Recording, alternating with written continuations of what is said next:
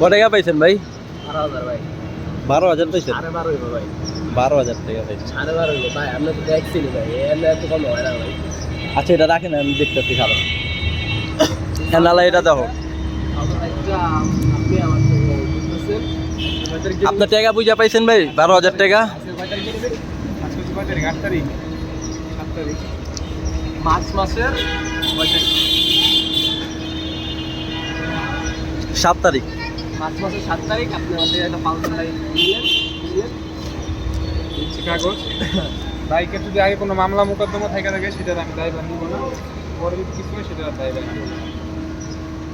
আগের আপনার টাকা বুঝা পাইছেন ভাই 12,000? তুমি কাগজ বুঝা পাইছো, স্ট্যাম্প বুঝা পাইছো? আচ্ছা